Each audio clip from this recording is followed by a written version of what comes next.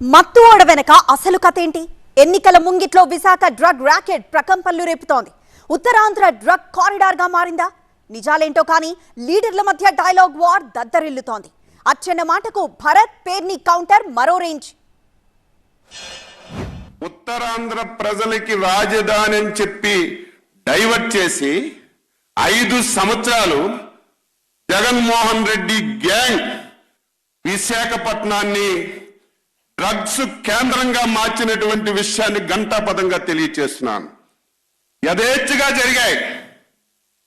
అధికారం ఉంది, పోలీసుల సహకారం, వాళ్ళ నాయకుల సహకారం, అందరి సహకారంతో రాజధాని అని చెప్పి మనకు మభ్యపెట్టి డ్రగ్స్ వ్యాపారాన్ని విశాఖపట్నంలో చేసుకున్నాడు. అంటే గతంలో మీ అయ్యన్న పాత్రుడు ఏ రకంగా ఈ గాంజాయి దాంట్లో సాగుల్లో పూర్తిగా ఇన్వాల్వ్ అయ్యాడని మీ మంత్రి గంటా శ్రీనివాస్ గారు చెప్పింది వాస్తవం కాదా అని అడుగుతా ఉన్నాను. ఉత్తరాంధ్ర బార్డర్ ఏరియాలో ఇలాంటి ఏజెన్సీ ప్రాంతాల్లో చేసిన వ్యక్తులు ఈ అయ్యన్న పాత్రుడు, ఈ చంద్రబాబు నాయుడు గారు అబ్బాయి లోకేష్ కాదా అని అడుగుతా ఉన్నా. ఇవాళ తీసుకొచ్చి ఆంధ్రప్రదేశ్ రాష్ట్రం పైన ఒక బ్రాండ్ ఇమేజ్ పైన ఈయన తీసుకొచ్చి ఈ రకమైన నిందలేయడం ఎంతవరకు కరెక్ట్? ఈ సంధ్యా సి ఎక్స్పోర్ట్స్కి సంబంధించిన వ్యక్తులు ఎవరి తాలూకా వాళ్ళు, పురంధరేశ్వరి గారి తాలూకా వాళ్ళు, తెలుగుదేశం పార్టీ నాయకుల తాలూకా వాళ్ళు అనేది తేడతెల్లమవుతుంది. ఖచ్చితంగా వీళ్ళకున్న రిలేషన్స్ ఏ రకంగా ఉన్నాయి అనేది బయట పెడతాం. ఇదే సేమ్ సోకాల్డ్ వ్యక్తి ఎవరైతే ఆ చౌదరి గారు ఉన్నారో ఆయన మీ ఆలపాటి రాజేంద్రకి పార్ట్నర్ కాదా అని అడుగుతా ఉన్నాను. డైరెక్ట్గా వాళ్ళు ఈ పార్ట్నర్షిప్ డీడ్లు ఇవన్నీ బయటకు వచ్చినాయి.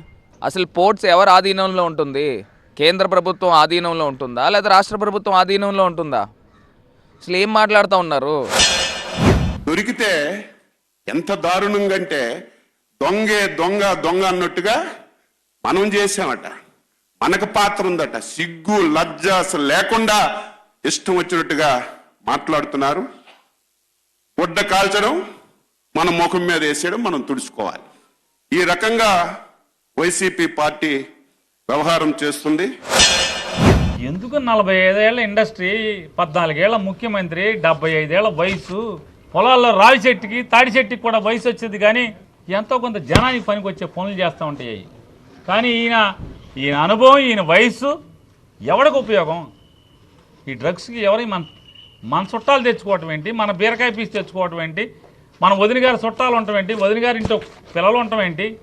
ఇక అదృష్టం ఏంటి అంటే ఒక్కడి పేరు చివరి రెడ్డి లేదు, బతికిపోయాం.